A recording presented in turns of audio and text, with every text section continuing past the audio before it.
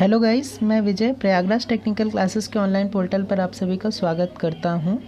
देखिए कि जैसा कि आप सभी जानते हैं कि इसके पहले वाले लेक्चर में मैंने आप लोगों को निमी क्वेश्चन बैंक भारत स्किल का सॉल्यूशन दिया था और अभी मैं आप लोगों को बेसिक इलेक्ट्रिसिटी के कुछ वस्तुनिष्ठ प्रश्न हैं जिनको मैं अभी सॉल्व करवाऊंगा। देखिए कि जैसा कि मैं आप लोगों को अभी बोर्ड पे क्लासेस नहीं दे पा रहा हूं क्योंकि अभी कुछ समस्याएं हैं। जैसे ही वो समस्याएं सॉल्व हो जाएंगी मैं आप लोगों को बोर्ड पे क्लासेस फिर से देना स्टार्ट कर दूंगा। फ़िलहाल अभी हम यहाँ क्वेश्चन की तरफ चलते हैं जो बहुत इम्पॉर्टेंट हैं आपके ITI एग्ज़ाम्स के लिए और बहुत से टेक्निकल वनडे एग्ज़ाम्स के लिए भी, क्योंकि ये हमारा बेसिक है और हमेशा बेसिक से क्वेश्चन जो हैं हमेशा आते हैं हर एक एग्ज़ाम में। ठीक है, तो देखिए हम क्वेश्चन की तरफ चलते हैं। हमारा फर्स्ट क्वेश्चन है। फर्स्ट क्वेश्चन हमारा क्या है कि वह वस्तु जो स्थान घेरती है, ठीक है, वह वस्तु जो स्थान घेरती है और जिसका कुछ भार होता है उसको क्या बोलते हैं हम लोग। तो देखिए हमारा ऑप्शन ए जो दिया हुआ है वो परमाणु दिया हुआ है। परमाणु गलत है, परमाणु नहीं होगा, क्योंकि देखिए जो हमारा परमाणु है उसको हम क्या बोल सकते हैं, एक हमारे जो पदार्थ की छोटी अवस्था होती है वो हमारी परमाणु होती है, जो हमारे कुछ मूल कणों से मिलकर के बनी होती है। जो हमारे मूल कण क्या होते हैं, इलेक्ट्रॉन, प्रोटॉन और न्यूट्रॉन। ठीक है, तो परमाणु हमारे जो हैं किन मूल कणों से मिलकर के बने होते हैं, इलेक्ट्रॉन, प्रोटॉन और न्यूट्रॉन से मिलकर के बने होते हैं। अब देखिए नेक्स्ट हमारा ऑप्शन क्या है, मैटर। ठीक, हाँ, मैटर हमारा करेक्ट आंसर है। मैटर या जिसे हम क्या बोल सकते हैं, द्रव्य बोल सकते हैं। ठीक, मैटर या द्रव्य, वह वस्तु जो स्थान घेरती है और जिसका कुछ भार होता है उसे हम क्या बोलते हैं, मैटर या द्रव्य। तो हमारा आंसर बी इज़ हमारा करेक्ट है। अब देखिए ऑप्शन सी हमारा क्या दिया हुआ है, प्रोटॉन दिया है। प्रोटॉन नहीं होगा और इलेक्ट्रॉन भी नहीं होगा, ये दोनों गलत हैं। क्योंकि देखिए जो हमारे इलेक्ट्रॉन और प्रोटॉन होते हैं ना,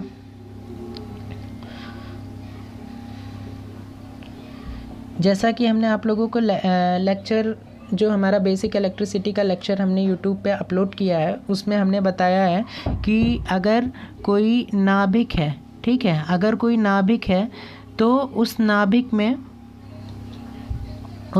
में जो हमारे प्रोटॉन और न्यूट्रॉन होते हैं, ये हमारा नाभिक है। नाभिक के या न्यूक्लियस के अंदर ही हमारा प्रोटॉन और न्यूट्रॉन होता है, जबकि जो हमारे इलेक्ट्रॉन्स होते हैं वो इसके चारों ओर चक्कर लगाते रहते हैं। ठीक है, जो हमारे इलेक्ट्रॉन्स होते हैं वो नाभिक के चारों ओर चक्कर लगाते रहते हैं। और इसका हमारा करेक्ट आंसर क्या है, ऑप्शन बी, मैटर या द्रव्य जिसे हम बोलते हैं, वह वस्तु जो स्थान घेरती है और जिसका कुछ भार होता है उसको हम क्या बोलते हैं, मैटर बोलते हैं। अब देखिए अब हम नेक्स्ट क्वेश्चन की तरफ चलेंगे। नेक्स्ट क्वेश्चन नंबर सेकंड हमारा क्या है, आवेश प्रवाह की दर को कहते हैं। तो देखिए जैसा कि हम लोग क्लास 9th 10th 11th से ही पढ़ते आ रहे हैं कि आवेश प्रवाह की दर को हम क्या बोलते हैं, धारा कहते हैं। ठीक है, देखिए अब जो हमारा आवेश होता है, आवेश जो होता है, वैसे जो हमारी धारा होती है उसकी यूनिट हमारी क्या होती है, एम्पियर होती है। ठीक है, अब देखिए जो हमारा आवेश होता है उसको हम क्या बोलते हैं, उसको हम क्यू बोलते हैं, क्यू से डिनोट करते हैं, Q = I/T। आप लोगों ने एक फार्मूला भी देखा होगा कि जो हमारा चार्ज होता है, charge is equal to I/T। ठीक, मतलब हम क्या बोल सकते हैं कि किसी भी चालक में बहने वाला जो आवेश होता है, ठीक, या जो आवेश प्रवाह की दर होती है उसी को हम क्या बोल देते हैं, धारा बोल देते हैं। ठीक, अब देखिए अगर हम Q की बात करें तो हमारा Q का जो हमारा यूनिट होता है उसको तो हम कूलाम बोलते हैं। ठीक है, जो हमारी Q की यूनिट होती है उसको हम कूलाम बोलते हैं। और इसको हम क्या बोल सकते हैं, I की यूनिट क्या होती है, एम्पियर होती है ना, एम्पियर इंटू सेकेंड। तो कभी आपसे ये भी क्वेश्चन पूछ सकता है कि जो हमारा कूलाम होता है वो किसके बराबर होता है, तो वो हमारा एम्पियर इंटू सेकेंड के बराबर होता है। ठीक है, अब देखिए अगर हम इसी का ऑप्शन बी देखें तो ऑप्शन बी जो है हमारा वो क्या है, रेजिस्टेंस है, नहीं होगा, ये गलत है। तो देखिए रेजिस्टेंस जो हमारा होता है वो क्या होता है, रेजिस्टेंस जो है वो हमेशा किसका विरोध करता है, करंट का विरोध करता है किसी भी सर्किट में, ठीक है। और जो हमारा रेजिस्टेंस का यूनिट होता है वो क्या होता है, ओम होता है, जैसा कि आप सभी लोग जानते हैं, उसको हम लोग ऐसे डिनोट करते हैं। और जो हमारा वोल्टेज है वो भी नहीं होगा, क्योंकि देखिए जो हमारा वोल्टेज की यूनिट होती है वो क्या होती है, वोल्ट होती है, जैसा कि आप सभी लोग जानते हैं। आवेश प्रवाह की दर को हम क्या कहते हैं, धारा कहते हैं। तो हमारा सेकंड आंसर का ऑप्शन ए करेक्ट है। अब देखिए यहाँ पे नेक्स्ट क्वेश्चन की तरफ अब हम लोग चलेंगे। नेक्स्ट क्वेश्चन हमारा क्वेश्चन नंबर 3 क्या है कि धारा का प्रवाह होता है। तो देखिए यहाँ पे पूछ रहा है कि धारा का प्रवाह कैसे होता है। अब चलिए ऑप्शन की तरफ देखते हैं। पॉजिटिव टू निगेटिव नहीं, देखिए जब भी हम धारा की प्रवाह की बात करेंगे या अगर हम बोल दें कि इलेक्ट्रॉन का फ्लो, ठीक है, धारा का प्रवाह या इलेक्ट्रॉन का प्रवाह की बात करेंगे तो दोनों बातें हमारी एक ही हो जाएंगी। हमेशा जो धारा का प्रवाह होता है वो निगेटिव टू पॉजिटिव, या जो हमारा इलेक्ट्रॉन का प्रवाह होता है वो हमेशा निगेटिव टू पॉजिटिव ही होता है। आंसर बी हमारा करेक्ट है। अब देखिए नेक्स्ट क्वेश्चन की तरफ हम चलेंगे। नेक्स्ट क्वेश्चन हमारा क्या है कि प्रोटॉन का द्रव्यमान होता है। तो प्रोटॉन का जो द्रव्यमान होता है, देखिए वैसे तो बेसिकली हम लोग जानते हैं कि अगर बात करें तो जो हमारा इलेक्ट्रॉन होता है, जो हमारा इलेक्ट्रॉन होता है, इलेक्ट्रॉन का द्रव्यमान कितना होता है, यानी कि इलेक्ट्रॉन का मास कितना होता है, तो 9.11 इंटू 10⁻³ kg, ठीक है। और अगर हम प्रोटॉन की बात करें तो जो हमारा प्रोटॉन का द्रव्यमान होता है वो कितना होता है, 1.67 इंटू 10⁻27 kg, ठीक है। अब देखिए यहाँ पे क्वेश्चन क्या पूछ रहा है कि प्रोटॉन का द्रव्यमान कितना होता है। तो 140 गुणे न्यूट्रॉन, नहीं ये गलत है, 140 गुणे इलेक्ट्रॉन, हाँ ये हमारा करेक्ट आंसर है। क्योंकि देखिए हम ये कह सकते हैं कि जो हमारा मास प्रोटॉन का होता है यानी कि mp वो ज़्यादा होता है किससे, me से, मतलब मास ऑफ इलेक्ट्रॉन से ज़्यादा होता है। किस तरीके से, क्योंकि देखिए जो हमारा प्रोटॉन का द्रव्यमान है वो किसके बराबर होता है, जैसा कि इस क्वेश्चन में दिया हुआ है 1840 गुणे इलेक्ट्रॉन, मतलब 1840 गुणे जो इलेक्ट्रॉन का द्रव्यमान है वो प्रोटॉन के द्रव्यमान के बराबर होता है। तो इस तरीके से जो हमारा प्रोटॉन का द्रव्यमान हुआ वो ज़्यादा हुआ ना, तो इसलिए जो हमारा प्रोटॉन का द्रव्यमान होता है, या हम बोल सकते हैं कि जो हमारा प्रोटॉन होता है वो इलेक्ट्रॉन से भारी होता है और इलेक्ट्रॉन हल्का होता है, ठीक है। अब देखिए हम नेक्स्ट क्वेश्चन की तरफ चलेंगे। नेक्स्ट क्वेश्चन हमारा क्या है, क्वेश्चन नंबर 5। क्वेश्चन नंबर 5 हमारा क्या है कि कौन सा धारा का प्रवाह नहीं है, ठीक है। तो देखिए यहाँ पे आप लोगों को प्रवाह दिए हुए हैं या इफ़ेक्ट दिए हुए हैं करंट के, इसमें से आपको एक बताना है कि कौन सा नहीं है। देखिए हमेशा क्वेश्चन को ध्यान से पढ़िए, क्योंकि कभी कभी एग्ज़ाम्स में कुछ ऐसा होता है कि हम नहीं पढ़ते हैं ढंग से और हम टिक लगा के चले आते हैं, तो इसलिए क्वेश्चन को ध्यान से पढ़ना बहुत ज़रूरी है। यहाँ पे दिया हुआ है कि कौन सा धारा का प्रवाह नहीं है। तो फर्स्ट है हमारा रासायनिक इफ़ेक्ट या जो हमारा केमिकल प्रभाव है, ठीक, या केमिकल इफ़ेक्ट, ये तो होता है, ठीक, ये हमारा करेक्ट है, ये हमारा होगा ही होगा, ठीक है। तो देखिए जो हमारा केमिकल इफ़ेक्ट होता है अधिकतर हम लोग सेल में, बैटरी में हम केमिकल इफ़ेक्ट ही देखते हैं धारा का। और जो हमारा देखिए सेकंड ऑप्शन है चुंबकीय प्रभाव, ये भी होगा, ठीक है। अधिकतर हम लोग जनरेटर में, मोटर में, इन सब में हम लोग चुंबकीय प्रभाव ही देखते हैं। हाँ, ये ऑप्शन सी हमारा भौतिकी प्रभाव ये गलत है, क्योंकि देखिए जो हमारी करंट होती है ना उसमें किसी भी प्रकार का भौतिकी प्रभाव नहीं पाया जाता है। तो 5 का ऑप्शन सी हमारा करेक्ट होगा। और बाकी किरणों का प्रभाव ये भी हमारा एक करंट का ही इफेक्ट है, ठीक है। तो इसका आंसर क्या होगा, भौतिकी प्रभाव। जो हमारा धारा का प्रभाव है वो उसमें कोई भी भौतिक इफेक्ट नहीं होता है, ठीक है। अब देखिए नेक्स्ट क्वेश्चन की तरफ हम चलेंगे।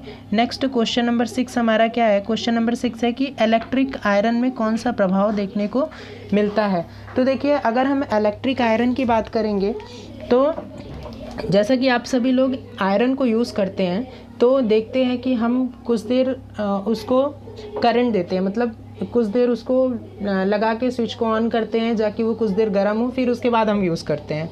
तो क्या हो रहा है, उसमें हीट आ रही है ना, मतलब उसमें जो है वो थोड़ा गर्म होता है, तभी हम उसको अपने यूज़ में लाते हैं। तो इस तरीके से हम क्या बोल सकते हैं कि उस पर कौन सा प्रभाव होता है, तापी प्रभाव, या हम बोल सकते हैं इंग्लिश की बात करें तो हम उसको बोल सकते हैं हीटिंग इफ़ेक्ट, ठीक है, हीटिंग इफ़ेक्ट। अब जैसा रासायनिक प्रभाव की, जैसा कि हमने आपको बता ही दिया कि जो हमारा रासायनिक प्रभाव जैसे हम सेल बैटरी में यूज़ करते हैं, मैग्नेटिक भी बता दिया, या चुंबकीय प्रभाव जो है वो भी बता दिया कि मोटर जनरेटर इन सभी में हम यूज़ करते हैं। और रेस तो ये जैसे एक्स रेज वगैरह में जो हमारे इफ़ेक्ट होते हैं धारा के, उसी को हम किरणों का प्रभाव बोलते हैं।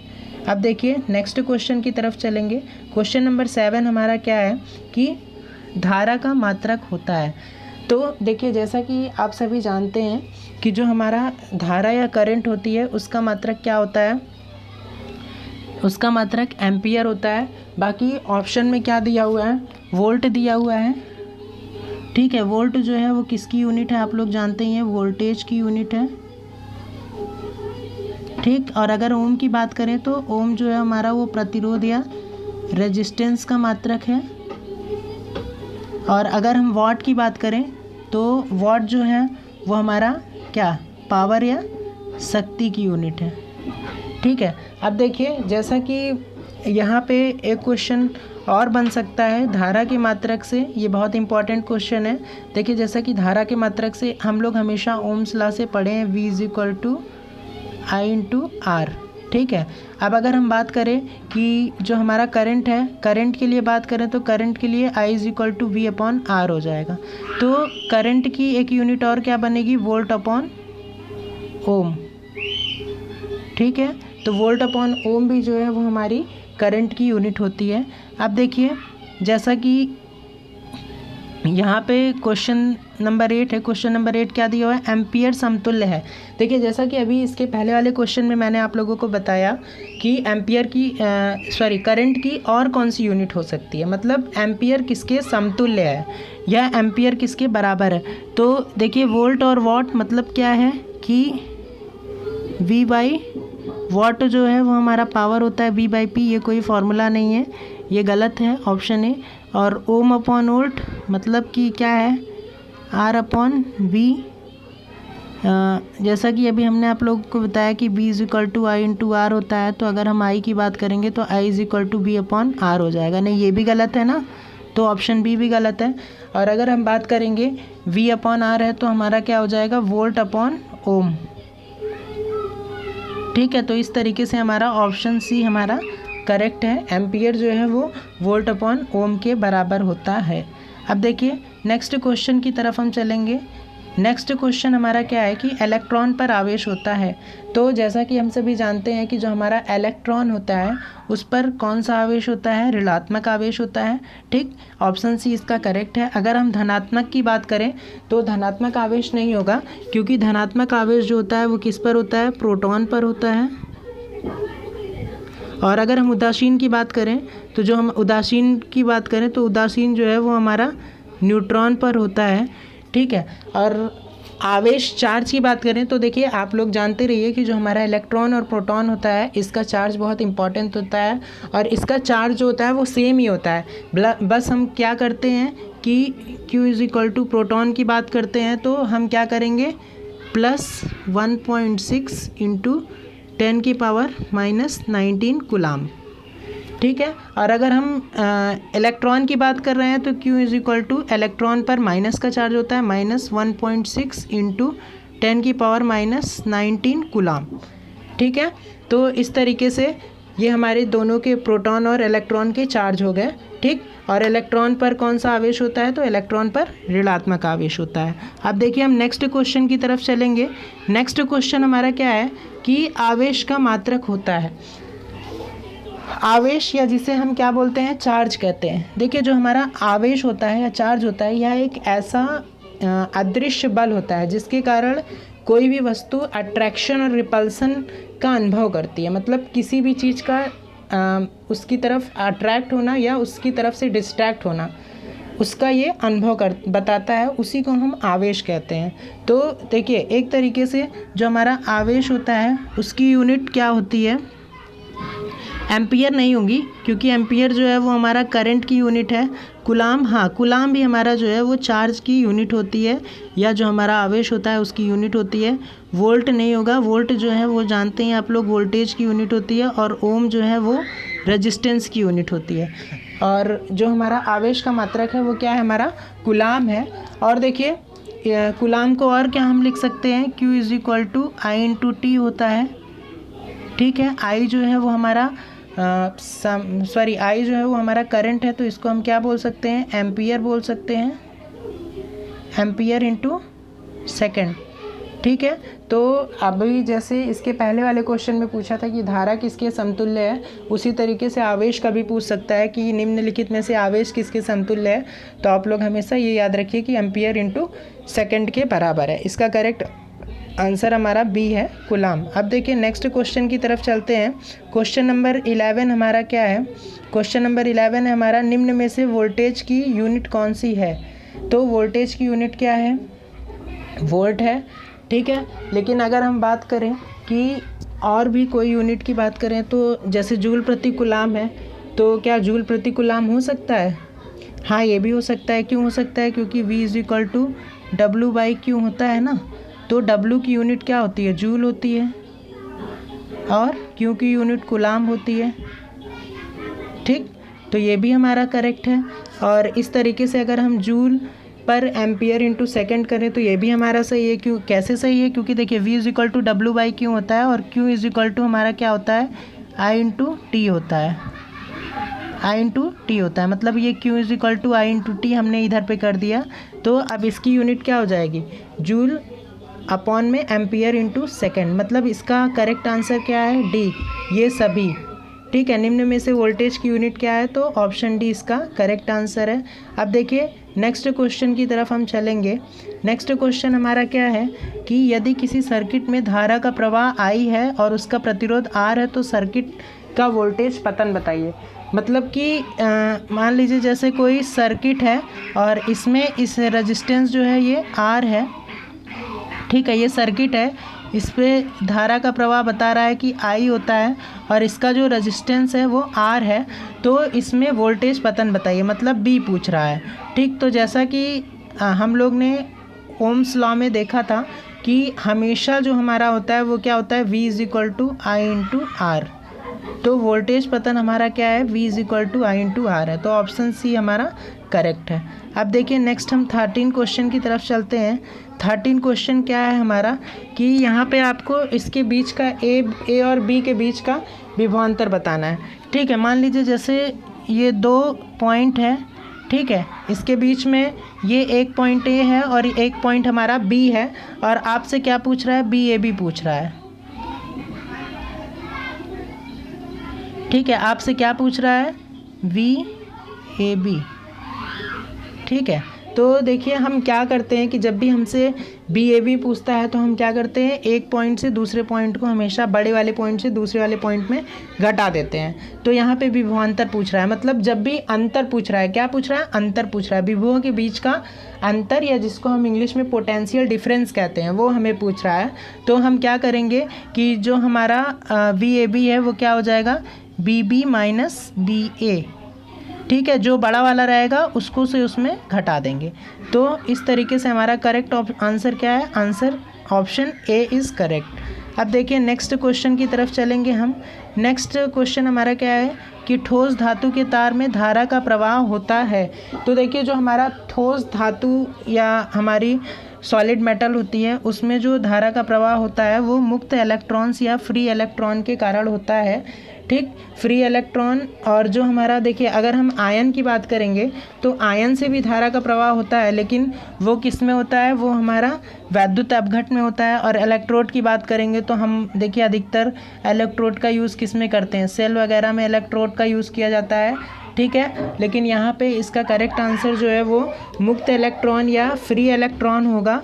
ठीक है, अब जैसा कि लेक्चर में मैंने आप लोगों को बताया था कि फ्री इलेक्ट्रॉन क्या होते हैं, कि परमाणु के बाहरी कक्षा का वो है इलेक्ट्रॉन जो आसानी से फ्री हो जाए उसे ही हम क्या बोलते हैं, फ्री इलेक्ट्रॉन बोलते हैं। मतलब क्या, जो आसानी से फ्री हो जाए, या जो क्लास है या जो ऑर्बिट्स हैं उसको क्या करें, आसानी से अपनी कक्षा से बाहर निकाल देते हैं, उसे ही हम फ्री इलेक्ट्रॉन या इसको हम क्या बोलते हैं, चालन इलेक्ट्रॉन भी बोलते हैं।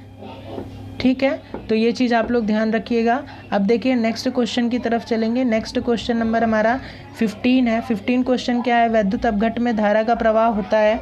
तो देखिए जो हमारा वैद्युत अपघट होता है उसमें धारा का प्रवाह आयंस के द्वारा होता है। जैसा कि मुक्त इलेक्ट्रॉन वाला तो अभी हम बता दिए कि जो हमारा सॉलिड मेटल होते हैं, ठीक, या ठोस धातु होती हैं, उनमें मुक्त इलेक्ट्रॉन से प्रवाह होता है। अब यहाँ पे क्या है, वैद्युत अपघट में धारा का प्रवाह तो वो किसके द्वारा होता है, आयन के द्वारा होता है।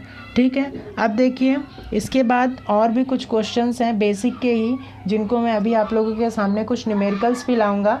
तो इसलिए आप लोग कंटिन्यू देखते रहिए सारे वीडियोस को, और चैनल को सब्सक्राइब भी करिए, शेयर भी करिए।